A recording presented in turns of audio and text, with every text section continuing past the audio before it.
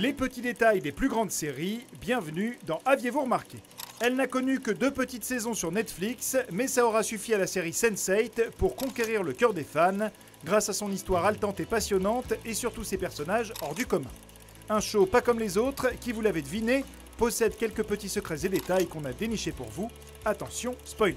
Par bien des aspects, Sense8 n'est pas n'importe quelle série. Tournée dans 9 villes différentes à travers le monde par plusieurs réalisateurs, la production du show aura justement nécessité aux équipes et aux acteurs de parcourir plus de 160 000 km en avion, soit l'équivalent de 4 tours du monde.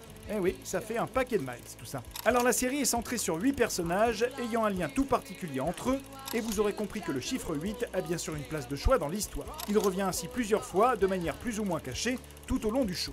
Par exemple, tous les personnages principaux sont nés un 8 août, soit le 0808. On retrouve le chiffre sous forme de tatouage sur la nuque du personnage de Riley, puis sur la lampe dans le bureau du père de Sun, juste ici. Plus subtilement, le numéro de prisonnière que porte Sun est le 773, soit 7 plus 7 plus 3 qui font 17, soit 1 plus 7 qui fait 8, bien sûr. Autre petit détail, avec le fait que tous les titres d'épisodes sont empruntés à des lignes de dialogue prononcées par les personnages dans l'épisode en question, ou encore que Sense8 est décidément bien mélomane, puisque sa première saison contient pas moins de 29 chansons différentes, comme cette jolie reprise du titre Baba O'Riley des Who par le père de Riley dans l'épisode 7 de la saison 1.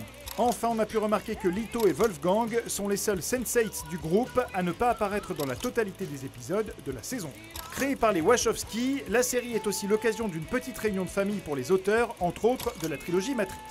Ainsi, le père de Will est interprété par Joe Pantoliano, qu'on avait déjà pu voir face à Neo dans le film de 1999.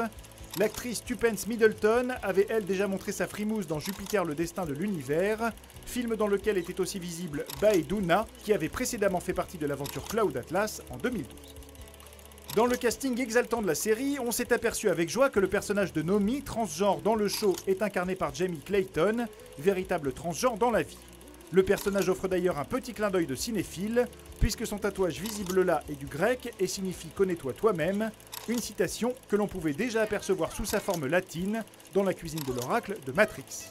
Ce n'est d'ailleurs pas le seul clin d'œil à l'univers des Wachowski, puisque dans l'épisode 5 de la saison 2, Nomi, Almaneda et Bug rencontrent un hacker portant un masque de Guy Fawkes, le même que celui porté par le héros du film V pour Vendetta, produit par les Wachowski et réalisé par James McTeague, également aux manettes de 5 épisodes de Sense8.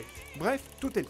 Enfin, on se sera aperçu que lorsque l'on voit la naissance de Lito dans l'épisode 10 de la saison 1, sa famille regarde à la télé le final de Cuna de Lobos, le plus populaire soap-opéra de l'histoire de la télévision mexicaine, que le signe Twin Peaks visible dans le générique de début est un évident clin d'œil à la série culte de David Lynch, qui parlait aussi de connexion psychologique et mystique entre les gens, ou encore que la peinture derrière le bureau de l'oncle de Wolfgang est la même que celle visible dans le générique d'ouverture de la saison 1 de la série The Leftovers. Mais ça, bien sûr, vous l'aviez remarqué. Non ?